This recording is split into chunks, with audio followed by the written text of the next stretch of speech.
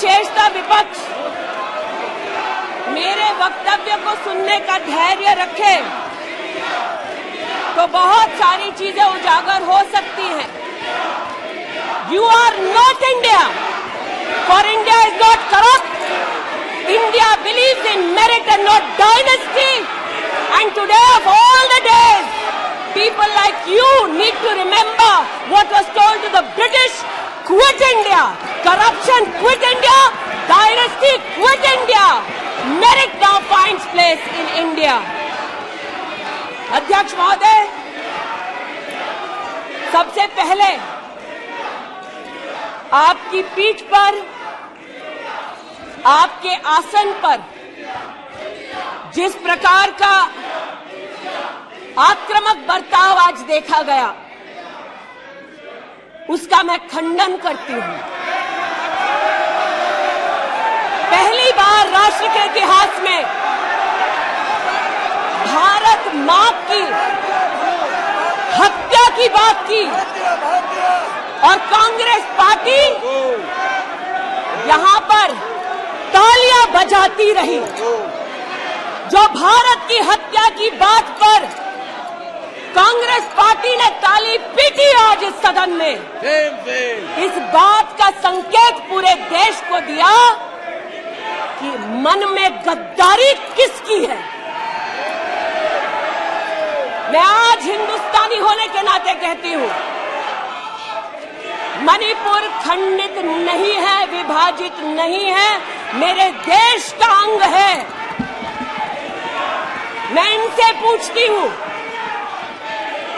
इन्हीं के अलायंस के एक सदस्य बैठे हैं जिन्होंने तमिलनाडु में कहा कि भारत का मतलब मात्र उत्तर भारत। अगर हिम्मत हो राहुल गांधी में तो आकर भारत के ऊपर इस प्रकार का कटाक्ष करने वाले डीएमके के अपने साथी का खंडन करके बताएं। कांग्रेस पार्टी के एक नेता ने कश्मीर में रेफरेंडम की बात की। अगर हिम्मत है गांधी खानदान में तो इस सदन में और इस देश को बताए कि कश्मीर को देश से हटाने की साजिश में कांग्रेस के उस नेता का वक्तव्य क्यों है। You are not India because you define corruption in India. You are not India because you define incompetence. You are not India. एक मिनट माननीय सदस्य, ये तरीका ठीक नहीं है। सदन में नारेबाजी करना तरीका ठीक नहीं है। प्लीज माननीय सदस्य बैठिए, उनको अपनी बात कहने दीजिए। आपने अपनी बात कही है, यह तरीका ठीक नहीं है। नो गलत तरीका है आपका, नो गलत तरीका है आपका। स्मृति जी, पुनः कहती हूं अध्यक्ष महोदय, शायद अपने ही कोलाहल में सुन न पाए हो। मणिपुर हमारे देश का अभिन्न अंग है, खंडित न था, न है, न कभी होगा। इनके यूपीए के अलायंस के एक नेता ने तमिलनाडु में एक वक्तव्य दिया है। पुनः कहती हूं कि भारत का मतलब मात्र उत्तर भारत। मैं आज गांधी खानदान से, कांग्रेस पार्टी से पूछना चाहती हूं, क्या भारत केवल उत्तर भारत है? अगर दम है तो अपने पार्टनर को मुंह तोड़ जवाब दे, अगर हिंदुस्तान में आस्था रखते हैं। कांग्रेस के एक नेता ने, अध्यक्ष महोदय, कोर्ट में जाकर वक्तव्य दे दिया कि कश्मीर में रेफरेंडम की तलाशना चाहिए संभावना। मैं आज कांग्रेस पार्टी से पूछना चाहती हूं, क्या उनके आदेश अनुसार ये वक्तव्य कि कश्मीर का खंडन हो, भारत विभाजित हो, क्या ये कांग्रेस के नेतृत्व के आदेश के अनुसार है? अध्यक्ष महोदय, पुनः कहती हूं, हमारे राष्ट्र के संसदीय इतिहास में आज तक भारत मां की हत्या की बात करने वाले कभी भी बैठकर मेज नहीं थपथपाते। कांग्रेसियों ने बैठकर मां की हत्या के लिए मेज थपथपाई है। ये बात करते हैं इंसाफ की, ये चेहरा धूमिल है, ये चेहरा धूमिल है। मैं बताऊं किसका चेहरा है, मैं बताऊं किसका चेहरा है अध्यक्ष महोदय। ये चेहरा है गिरिजा टिक्कू का। सुन लीजिए पंडितों की दास्तान आप भी। गिरिजा टिक्कू का यह चित्र है। 90 के दशक में एक महिला यूनिवर्सिटी में अपना पेचेक लेने जाती है, सारी बातें करूंगी, अपना पेचेक लेने जाती है, बस से घर लौटने का प्रयास करती है। उसको 5 मर्द बस से खींचकर टैक्सी में ले जाते हैं, बलात्कार करते हैं और फिर आरी से उसका बदन काट देते हैं। जब गिरिजा टिक्कू के जीवन पर एक फिल्म में एक प्रति आया,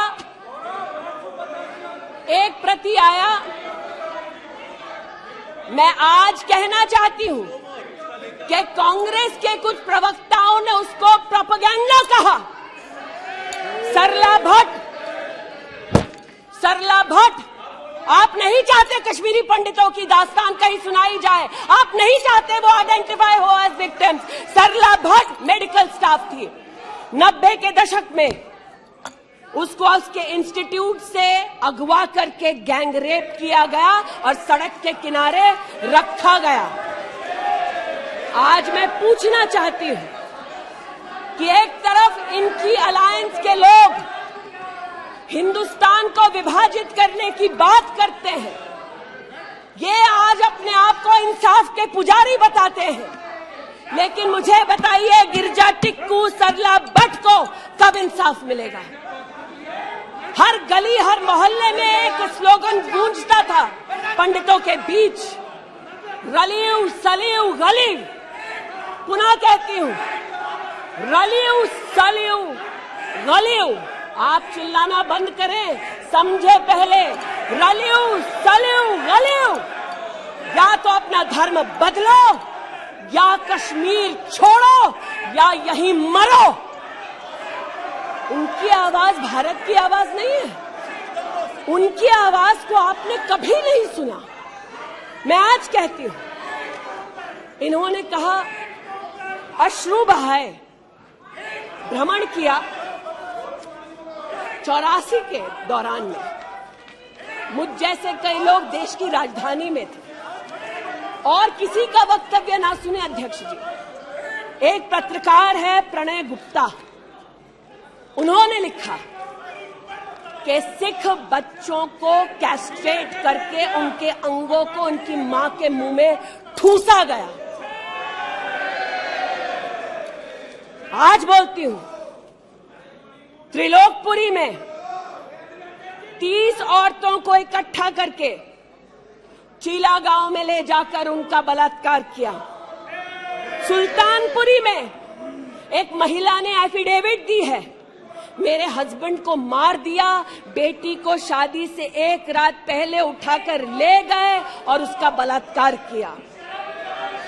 एक 45 साल की मां ने कहा सिख दंगों के दौरान कि ना सिर्फ मेरे पति को मारा, ना सिर्फ मुझे गैंगरेप किया, बल्कि मेरे सामने मेरे बेटे पर केरोसिन छिड़ककर उसको आग लगा दी गई। और आज ये भारत की बात करते हैं, कहते हैं कि कश्मीर से कन्याकुमारी तक 130 दिन चल रहे थे। मैं जोड़ों के दर्द पर भाषण नहीं दूंगी अध्यक्ष महोदय, लेकिन इतना जरूर कहूंगी कि जिन वादियों को हिंदुस्तान ने खून से सना देखा है, जिन वादियों में गोलियों की आवाजें हर दिन सुनाई देती थी, जब ये उन वादियों में गए तो जैसे कश्मीरी कहते हैं शीन जंग कर रहे थे, बर्फ के गोलों के साथ अपने के किसी परिजन के साथ खेल रहे थे। अध्यक्ष महोदय, ये तब संभव हुआ जब प्रधानमंत्री मोदी ने धारा 370 हटाई। आज इस सदन में उल्लेख हुआ है कि ये गए हैं, I have been to Manipur, you might have not been. आज इस सदन में उल्लेख हुआ है कि ये यात्रा में गए और यात्रा में क्या आश्वासन दिया कि अगर इनका बस चले तो धारा 370 ये पुनः स्थापित कर दे।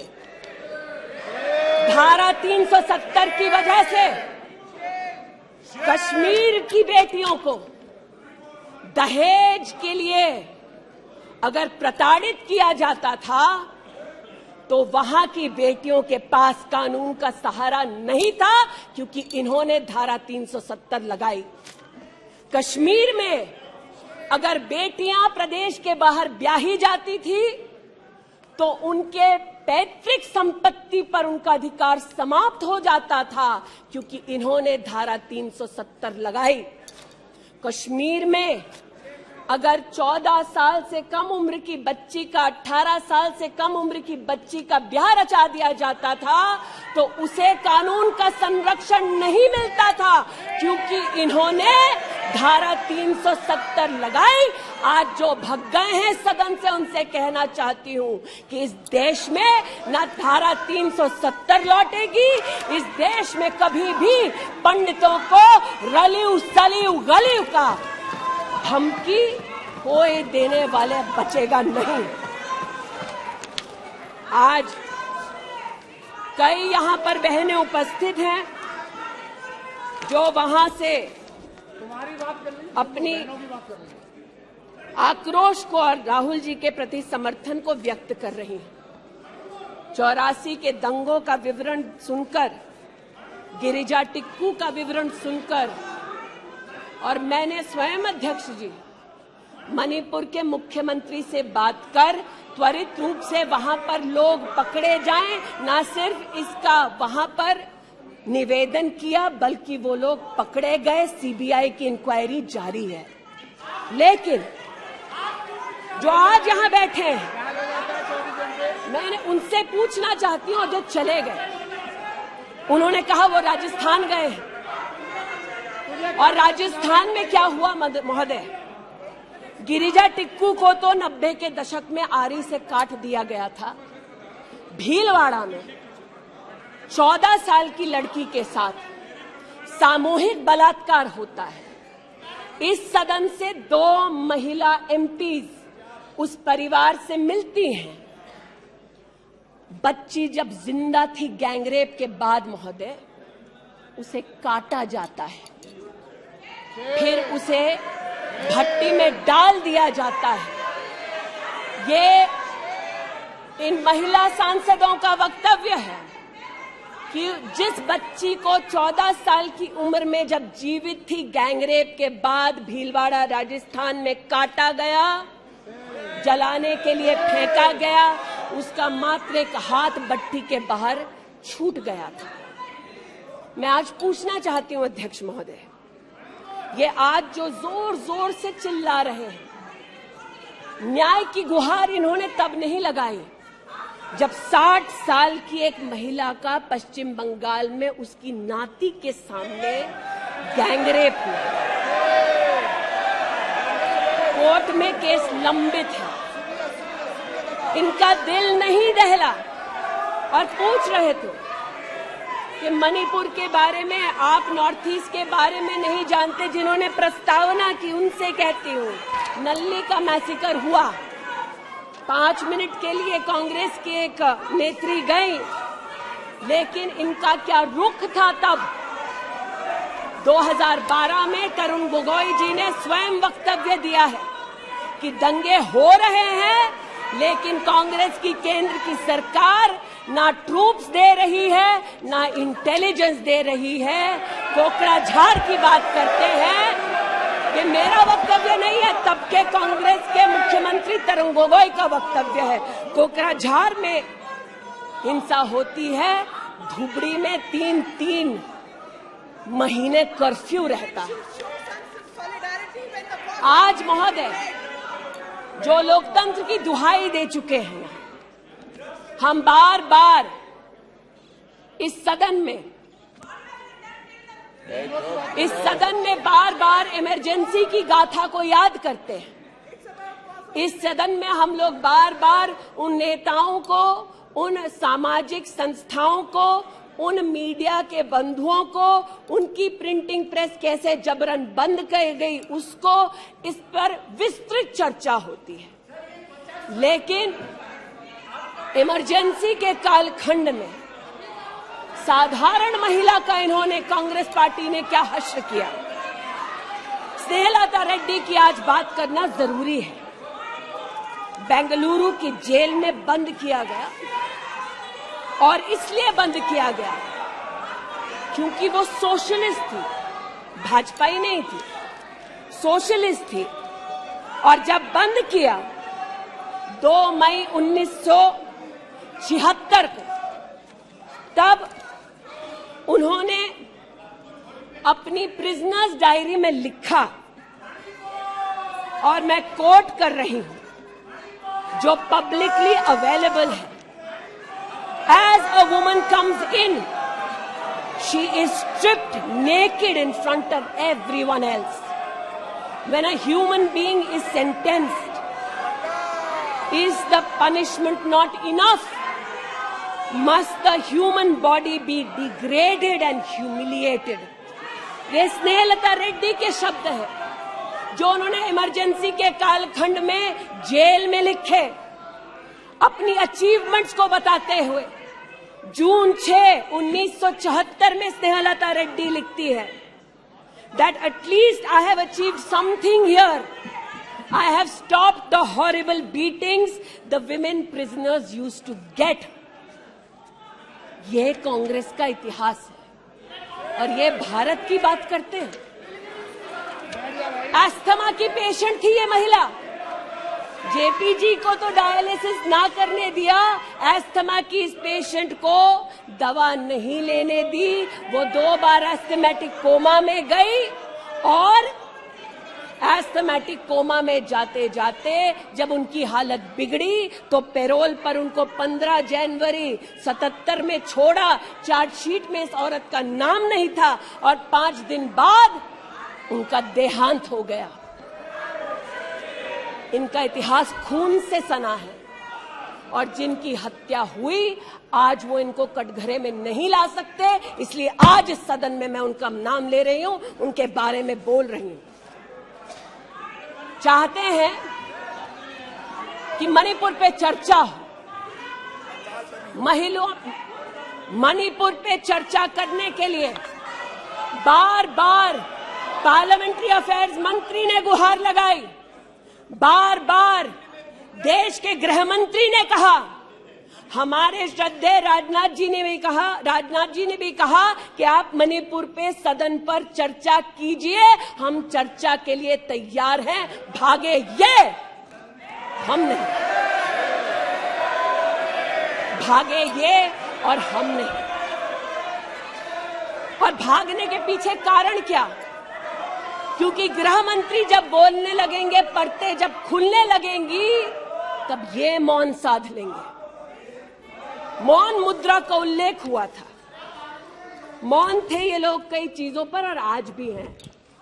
अध्यक्ष महोदय, मेरे हाथ में केपीएमजी की एक रिपोर्ट है जो इनके कार्यकाल से संबंधित है, जो कहता है कि करप्शन की वजह से यूपीए की कार्यकाल में हमारे देश की जीडीपी की ग्रोथ को 9% का नेगेटिव इंपैक्ट होगा। ये अंतर्राष्ट्रीय एजेंसीज बोल रही थी, लेकिन ये चुप थे, आज भी चुप हैं। जो लोग जीरो लॉस थियरी सिखाते थे, आज उसी कांग्रेस के एक नेता को कोयला घोटाले के लिए सजा हुई है और वो चुप है। लेकिन चुप और बहुत सारी चीजों में रहे महोदय। 2005-06 में यूपीए की सरकार को यह ज्ञात हो गया था कि खुले में शौच करने की वजह से महिलाओं का बलात्कार हो रहा है। 2005-06 में इनको पता था, ये सरकारी सर्वे में ज्ञात हुआ है, लेकिन ये चुप थे। 2010 में वर्ल्ड बैंक की रिपोर्ट ने कहा, इनकी तब सरकार थी, कि स्वच्छता न होने की वजह से देश की जीडीपी पर 6.4 का नेगेटिव इंपैक्ट है, ये चुप रहे। महिला का बलात्कार खुले में शौच में हो रहा था, इनको पता था, ये चुप रहे।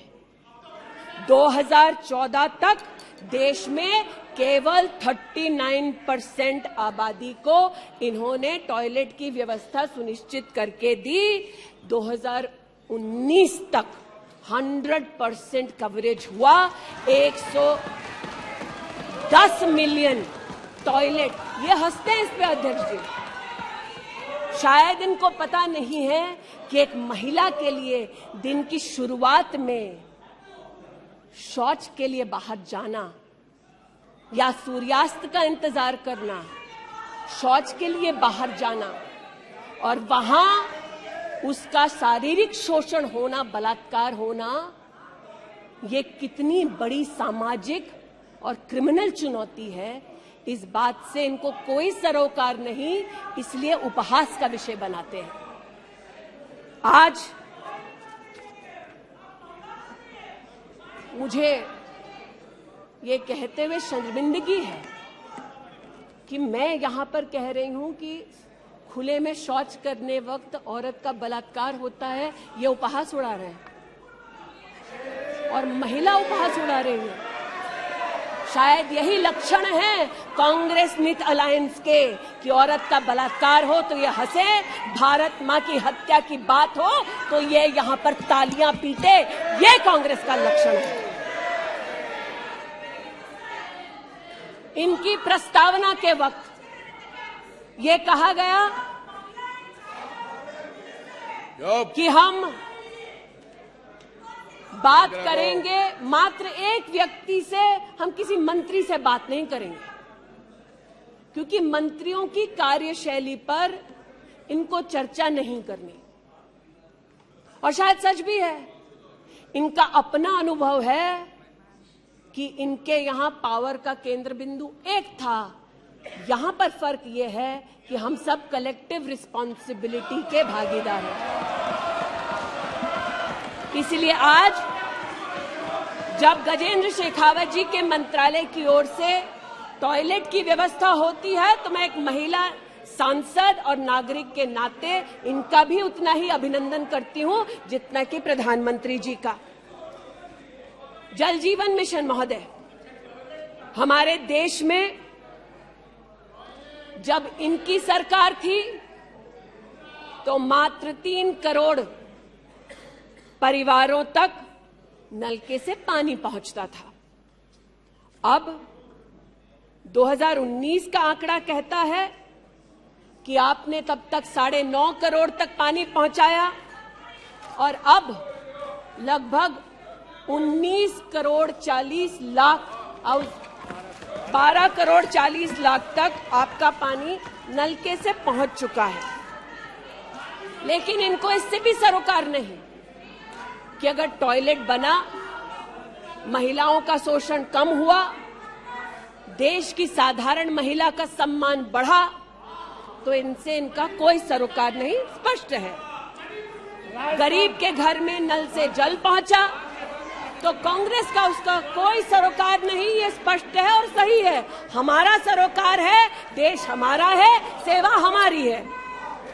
आज ये उत्तेजित है कि मैं इस सदन में मंत्रिमंडल के अपने कई सहयोगी साथियों का वर्णन करती हूं। एक ऐसी महिला मंत्री का वर्णन कर रही हूं जो वर्तमान में नहीं है। जनधन के माध्यम से 23 करोड़ महिलाओं का बैंक का खाता खुला। ये इनके लिए कोई मान्यता नहीं रखता, ये मुझे स्वीकार है, ये हमारे लिए अहम है। मुद्रा के माध्यम से 40 करोड़ लोगों को जो जीवन में कभी व्यवसाय नहीं कर पाते थे, जिनके पास कांग्रेस की पर्सनल डायलिंग मशीन नहीं थी, उनको मुद्रा का लोन मिला। 27 करोड़ लोन महिलाओं को दिए गए। महिलाओं को अपना व्यवसाय शुरू करने के लिए 23 लाख करोड़ रुपया सैंक्शन किया गया मुद्रा के माध्यम से। इनका उससे कोई सरोकार नहीं। 8 करोड़ नौजवान हमारे राष्ट्र के इतिहास में फर्स्ट टाइम एंटरप्रेन्योर्स बने, इनका उससे कोई सरोकार नहीं। 1,80,000 अकाउंट्स में स्टैंड अप इंडिया का 40,000 करोड़ का पैसा दिया गया। 80% महिलाएं। एक मिनट प्लीज, क्या तरीका है? वह अपनी बात करिए, तथ्यों के आधार पर करिए। आपको खंडन करना है तो आप बोलना, जब तथ्यों के आधार पर करना गलत बात है। नो गलत। माननीय मंत्री जी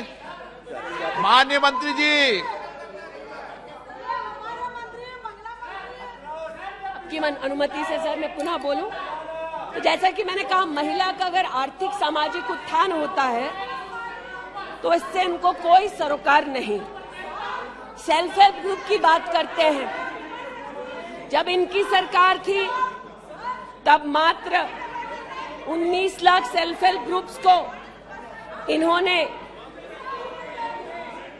80,000 करोड़ का लोन दिया।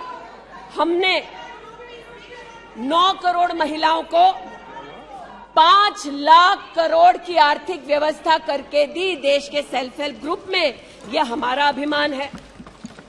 जो आज महिला के बारे में चर्चा कर रहे हैं, टोका-टोकी बंद करो सर। जब इन्होंने महिला संबंधित बजट की व्यवस्था की तब इनके कार्यकाल से 130% ज्यादा बजट हमारे प्रधानमंत्री जी ने देश की महिलाओं को समर्पित किया।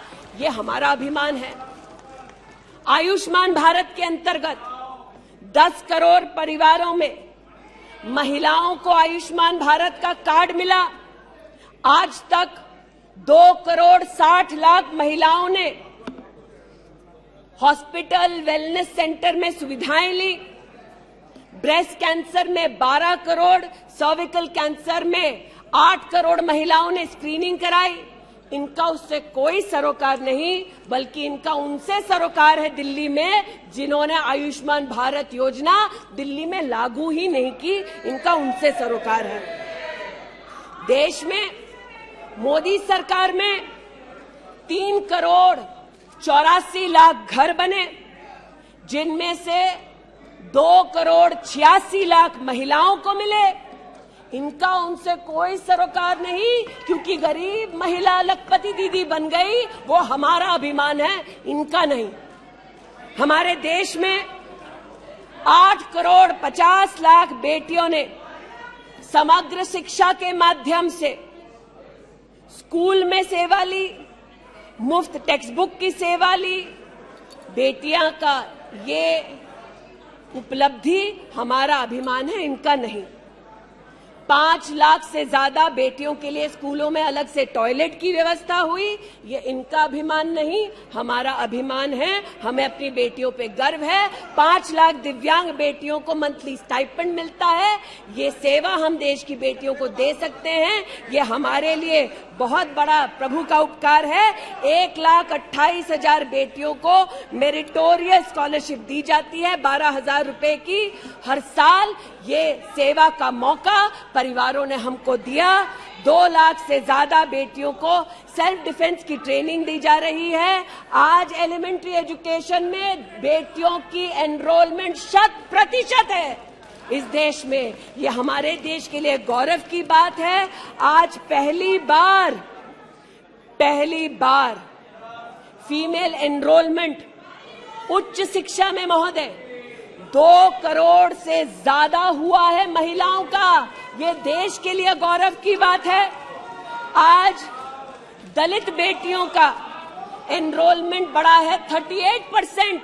दलित बेटियों का उल्लेख करती हूँ, ये चिल्लाते हैं, इनको दलित बेटियों से सरोकार नहीं, हमको है। ये हमारे लिए गर्व की बात है।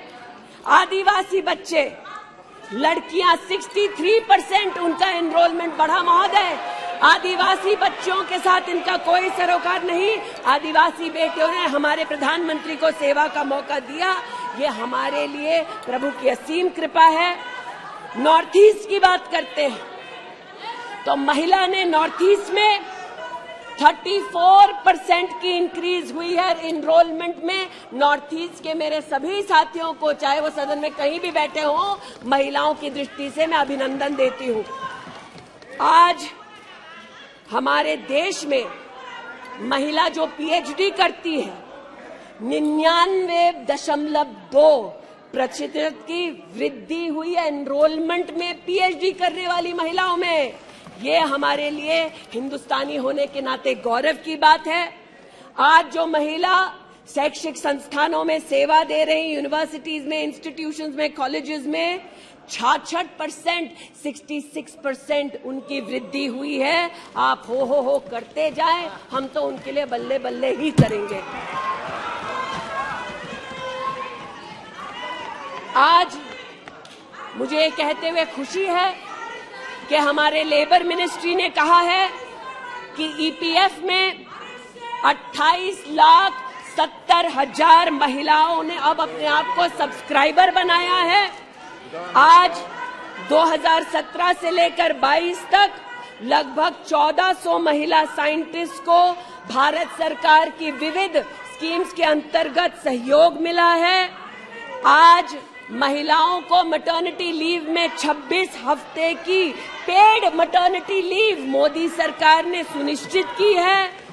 आज महिलाओं ने 3 करोड़ बेटियों ने, महिलाओं ने प्रधानमंत्री मातृ वंदना योजना के अंतर्गत 13,700 करोड़ रुपया अपने बैंक के खाते में पाया है। इस सेवा के लिए प्रधानमंत्री जी को आभार और बेटियों का अभिनंदन। आज हमारे देश की बेटियां सैनिक स्कूल में पढ़ सकती हैं। इस ऐतिहासिक निर्णय के लिए रक्षा मंत्री जी, प्रधानमंत्री जी को आभार। आज हमारी देश की बेटियां आर्म्ड फोर्सेस में परमानेंट कमीशन पा चुकी हैं। हमारे देश का गौरव बढ़ाने के लिए ऐसी बेटियों का आभार। आज जो महिला और महिला हक के लिए यहां बोल रहे हैं,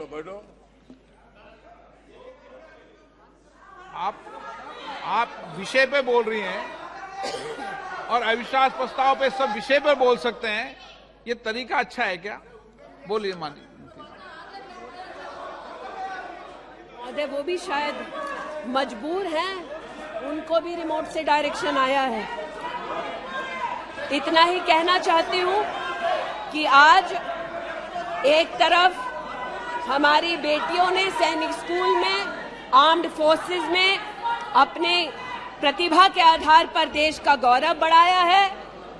दूसरी ओर बिना किसी पुरुष सहयोगी के हिंदुस्तान के इतिहास में पहली बार 4,313 मुस्लिम बहनें अकेली हज के लिए गईं और सुरक्षित हिंदुस्तान लौटी। जो महिला हक की बात करते हैं महोदय, उनसे कहना चाहती हूं, महिला हक को संरक्षित करने के लिए जब हमारी सरकार ट्रिपल तलाक के कलंक को मिटाना चाहती थी, तब महिला के हक में नहीं बल्कि वोट बैंक के लालच में इन्होंने सदन की कार्रवाई को त्याग दिया था। आज जब ये महिला सुरक्षा की बात करते हैं महोदय, तो ये कहना उचित होगा कि एक तरफ निर्भया फंड की रचना की घोषणा करते हैं 13 में, एक काम निर्भया फंड में नहीं करते, लेकिन जो निर्भया के बलात्कारी हैं उनको कांग्रेस नित अलायंस के लोग बलात्कारी के हाथ में 10,000 रुपए और एक सिलाई की मशीन देते हैं। आज हमें इस बात का गौरव है कि देश में 42 प्रोजेक्ट्स 5,000 करोड़ की लगभग लागत से भारत सरकार के सौजन्य से बन रहे हैं। जो महिला सुरक्षा के लिए ये न कर पाए, वो आज प्रधानमंत्री मोदी कर रहे हैं।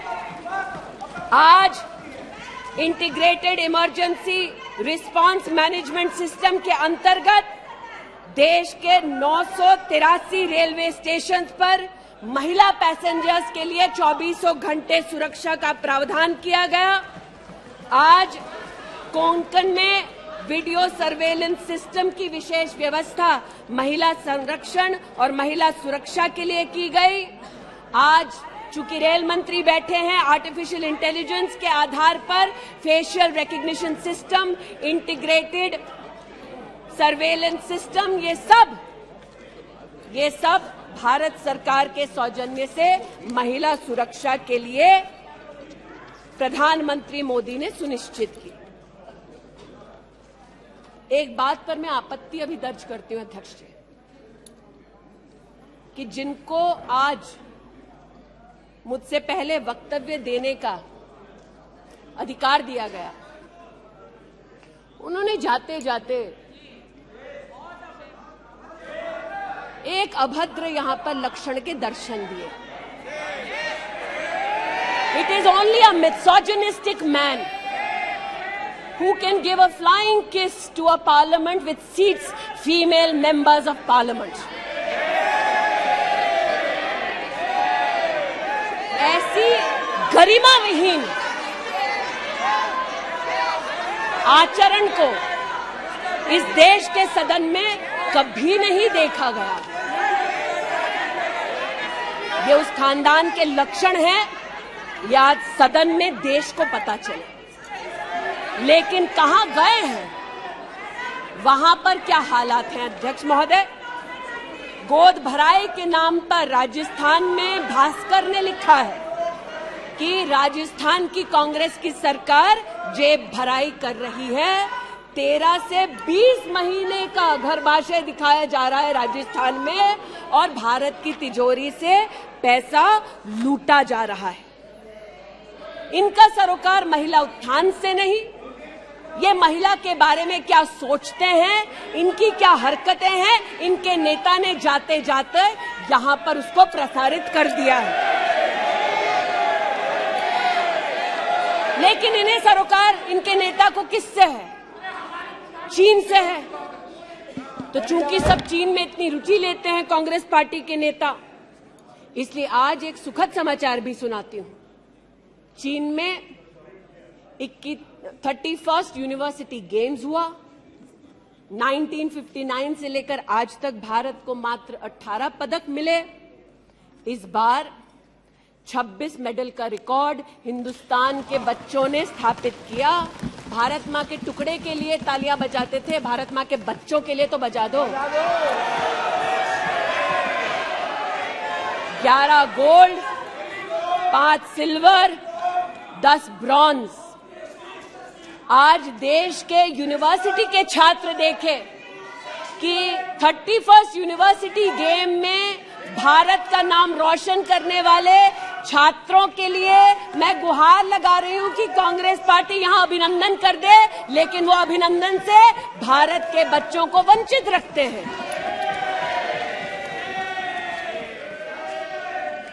बात अभिनंदन की निकली तो एक वो भी थे जिन्होंने आसमान चीरा और दुश्मन को मुंहतोड़ जवाब दिया।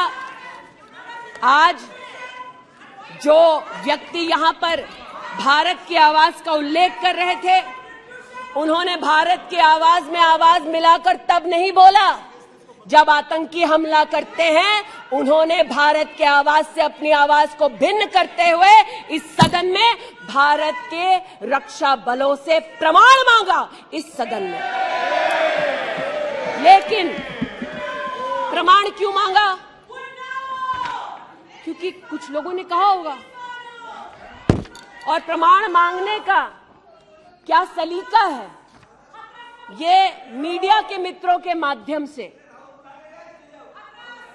आया है ध्यान में देश के। न्यूज क्लिक की आज बात करना थोड़ा मैं जरूरी समझती हूं। न्यूज क्लिक, नेवल सिंघम कुछ पत्रकारों को हिंदुस्तान में लिखते हैं कि किस प्रकार से हिंदुस्तान के खिलाफ न्यूज सर्कुलेट होनी चाहिए, कैसे चाइना के समर्थन में अलग अलग आर्टिकल लिखने चाहिए। और इसे एक बार छपवा दो तो ट्राई कॉन्टिनेंटल पब्लिकेशन इसको इकट्ठा करके फिर काम आगे बढ़ाएगा। मेरे एक पार्लियामेंट्री सहयोगी निशिकांत जी ने इस पर जब विषय उठाया तो मैं स्तब्ध हूं कि कांग्रेस पार्टी ने डिमांड नहीं की कि अगर कोई बाहरी ताकत का पैसा लेकर हिंदुस्तान में व्यवस्थाओं को भंग करना चाहता है, हिंदुस्तान को कलंकित करना चाहता है तो उस पर कार्रवाई करो। ऐसा कांग्रेस का पक्ष नहीं था। कांग्रेस ने पक्ष ये लिया कि जो निशिकांत दुबे के मुंह से शब्द निकले हैं उनको एक्सपंज कर दीजिए। लेकिन ये जो ट्राई कॉन्टिनेंटल पब्लिकेशन है महोदय जी, जिसके बारे में ना आप ईडी को माने, न्यूयॉर्क टाइम्स को माने, वो ट्राई कॉन्टिनेंटल पब्लिकेशन के जो मुख्य रिसर्चर हैं उनके वक्तव्य को कांग्रेस पार्टी अपने ऑफिशियल फेसबुक पर क्यों डालती है, ये मैं पूछना चाहती हूं। जो जानबूझकर भारत के किसानों के हितों के खिलाफ बोलते हैं, उनका वक्तव्य ट्राई कॉन्टिनेंटल पब्लिकेशन वालों का जो सीनियर फेलो या रिसर्चर है उसका वक्तव्य कांग्रेस, नेशनल कांग्रेस के फेसबुक पर 19 अप्रैल 2019 को क्यों पब्लिश होता है, ये थोड़ा बहुत शोध का विषय है, ये थोड़ा बहुत चर्चा का विषय है जी। आज मैं ये कहना चाहती हूं कि जब प्रस्तावना हुई, मैं तो प्रस्तावना के विरुद्ध खड़ी हूं। मैं नरेंद्र मोदी जी के नेतृत्व पर राष्ट्र के सभी नागरिकों के साथ पुनः विश्वास दर्शाते हुए अपना वक्तव्य देती हूं। लेकिन राहुल जी ने किस पर विश्वास जताया? राहुल जी ने विश्वास जताया मुस्लिम लीग पर। कहा सेक्युलर पार्टी है। शायद राहुल जी ने ना पढ़ा हो कि 80 के दशक में मुरादाबाद में 83 लोगों को मारने वाली मुस्लिम लीग, राहुल जी को बताना पड़ेगा सेक्युलर कैसे हुई। राहुल जी को आज जवाब देना होगा कि वो राष्ट्रभक्ति की बात करते हैं तो क्या जेएनयू में जाकर जब भारत तेरे टुकड़े होंगे का नारा दे रहे थे वो राहुल गांधी की देशभक्ति थी? राहुल गांधी को आज जवाब देना होगा, है तो नहीं, उनको आज जवाब देना होगा।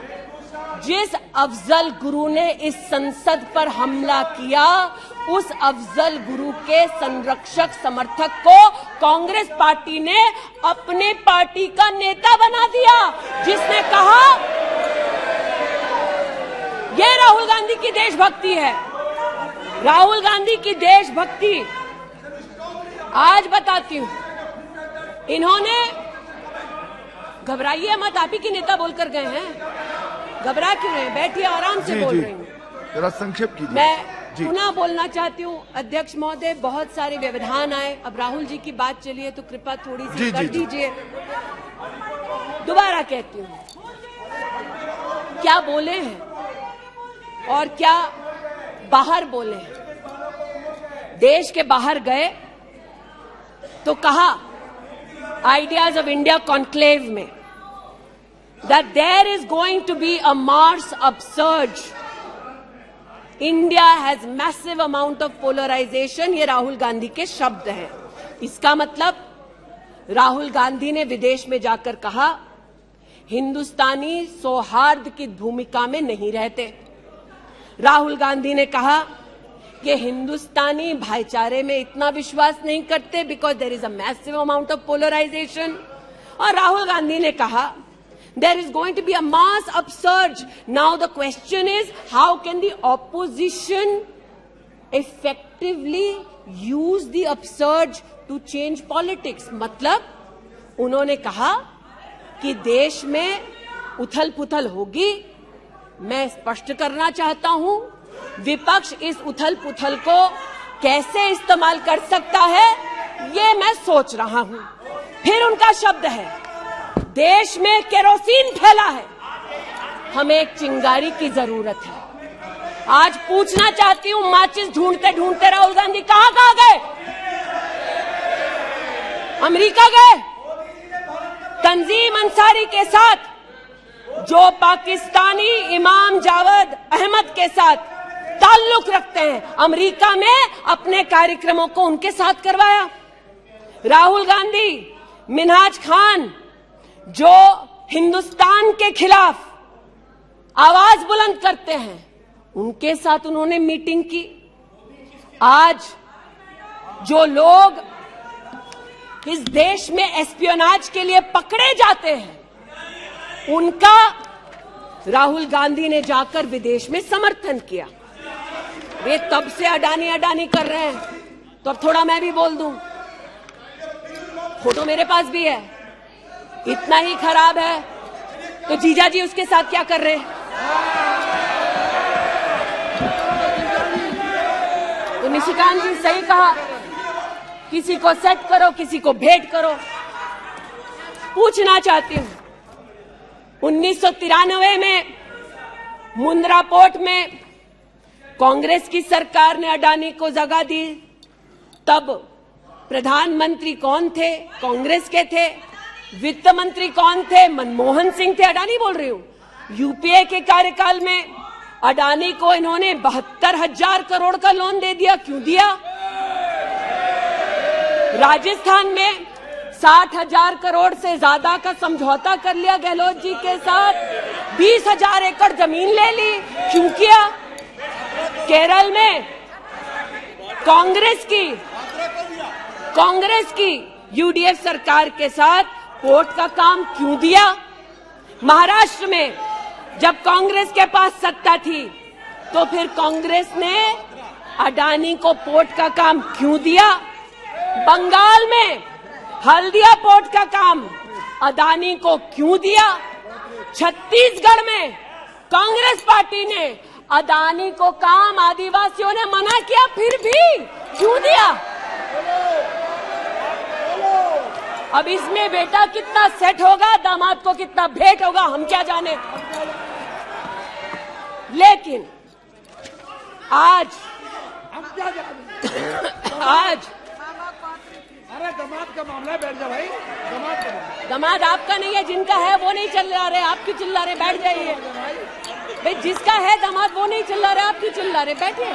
अरे बैठ जाइए, बैठ जाइए, बैठ जाइए, बैठ जाइए, बैठ जाइए। कोयले घोटाले में पकड़े गए, 2G में भी पकड़े जाएंगे। बैठ जाइए प्लीज। आप बताइए, इस पूरी बला की जड़ मौत है।